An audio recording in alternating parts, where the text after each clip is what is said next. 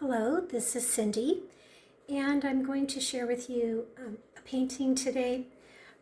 A lot of the fluid artists go by the color wheel to kind of ensure that the final painting works well together. So I just did a painting that looked pretty good. I ran into a couple issues. It was a Dutch pour, and I learned a little bit from that, and I'm going to incorporate those learnings into this tutorial. So what I'm going to be using, and just picking out a couple of these colors, is this is the Phthalo green, Amsterdam blue green,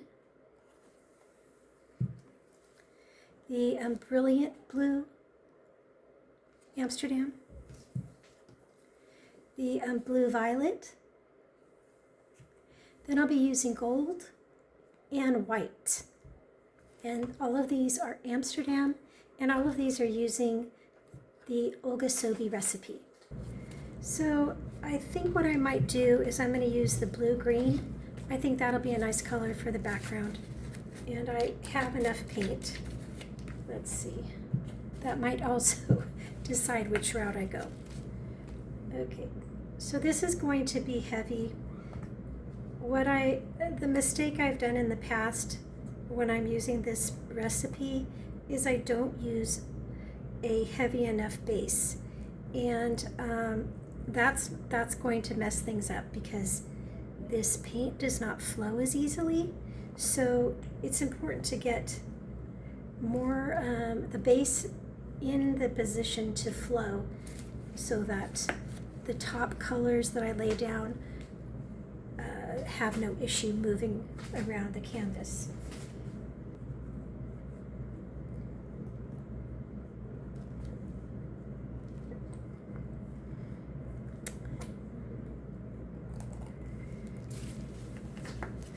I'll use my palette knife to move the colors around the canvas, just really lightly dabbing. And I see some bubbles, so I'm going to have to torch this before I add any more colors. This color is transparent, so it's going to be harder to cover the sides. So I'm going to have to probably go over that a couple times.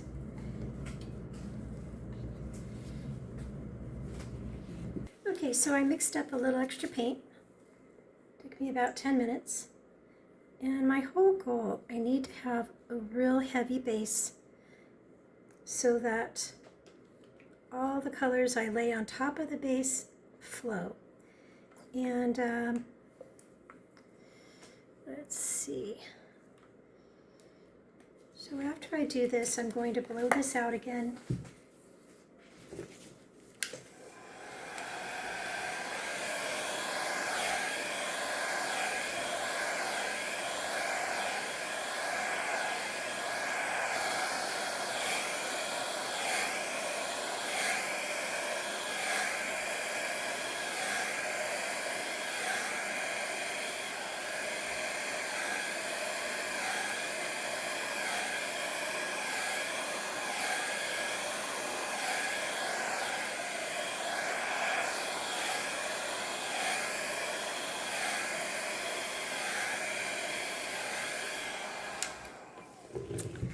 Now this edge is not the greatest. I'm going to put a little more here.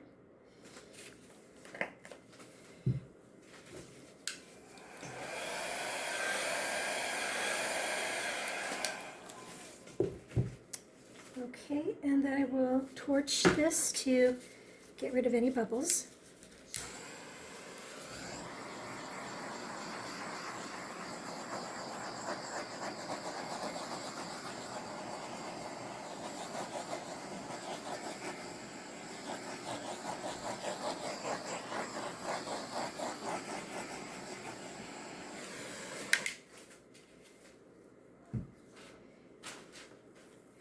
Now there's a couple couple areas that look like bubbles, but when I go over and torch them, they don't break up. So I'm not too sure what that is. It could be a little bit of the pouring medium.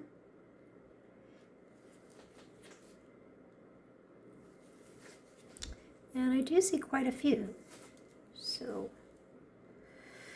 I did pick up some filters that's supposed to help just in case there's a little flecks of dry paint, and I may go ahead and run that through the filter. Alright, that looks better. I'm going to go ahead and dab the side again because the coverage is not very good from the first coat.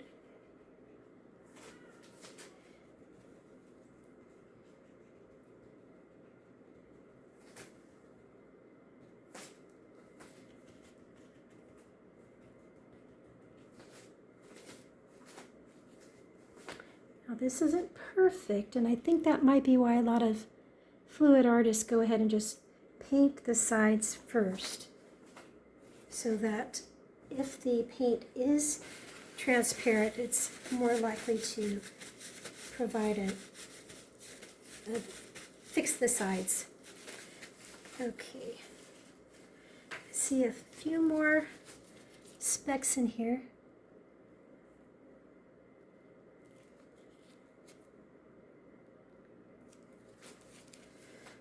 Okay, so what I do is I look at the reflection because there's a light overhead from my ring light, and that will pretty much help you identify any flecks.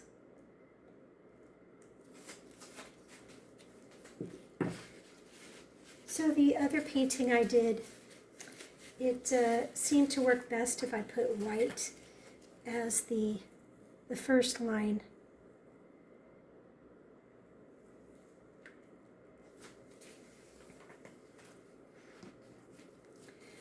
I'm going to go with the lighter blue.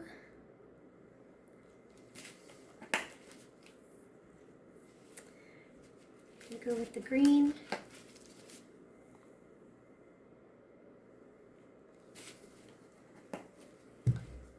A little bit of purple, or the blue-violet.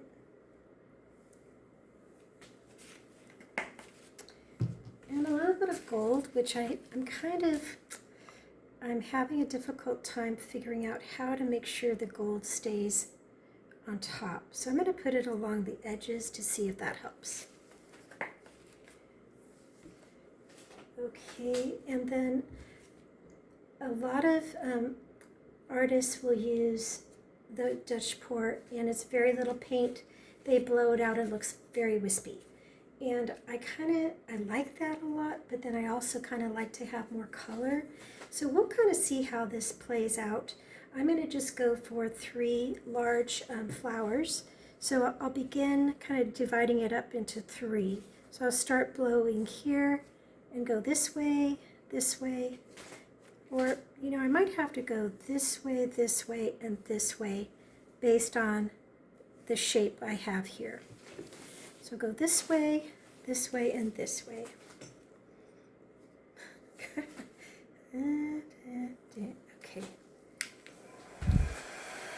Got my blow dryer on low and on cool.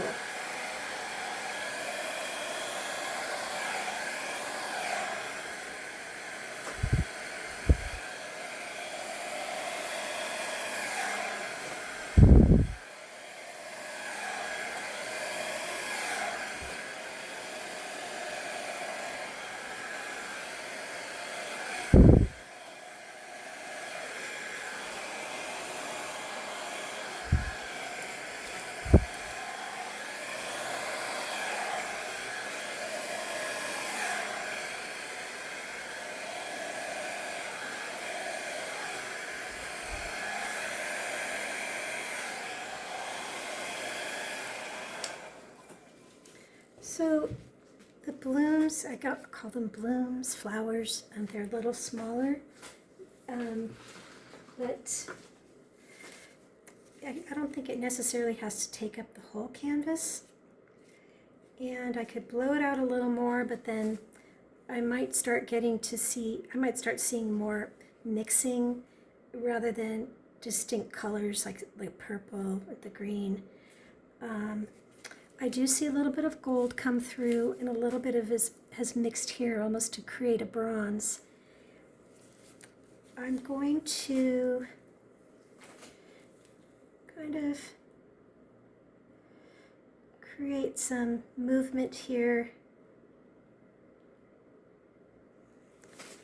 and a little bit here.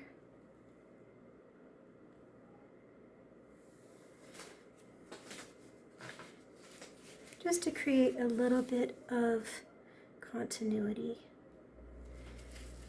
Got my little tool here that I think works pretty good.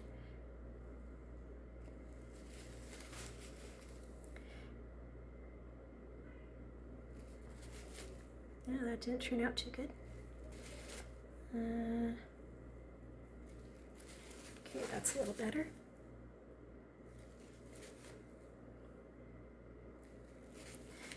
I'm very much still in the learning stage, but yeah, I'm pretty happy with this. I think that it looks interesting, and it's not overpowering.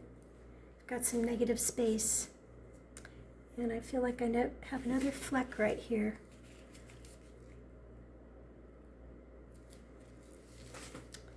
Okay, so I need to decide, is this sufficient? Do I want to add anything else to it? I also have to decide, am I going to mess it up if I do too much tweaking, and which I did with the other. And the more tweaking, and if you have to blow everything off, sometimes the paint settles into the base color, and it's not as clean overall. I'm going to add a little bit more, just kind of a flowy edge here.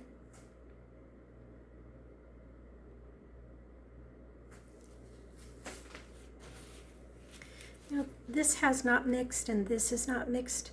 That might be okay. It may actually add depth to the painting. And I could always just do a little bit like that. Okay, I'm going to stop there, and let's see, I'll go ahead and lift that up, a little bit of green. I'll check the sides, and they look okay, not perfect, so I will dab those up a little bit and see what I can do here. It could be I'm just going to have to add some more paint to the side.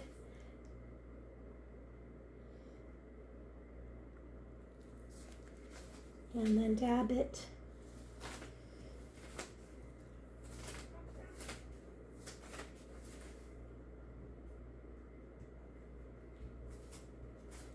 And I'll check the top.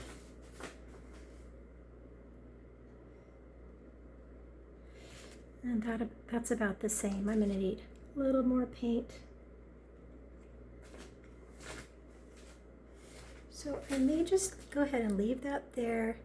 And then after it dries, if it's not sufficient, I can always add an extra bit of paint on the edge or the sides.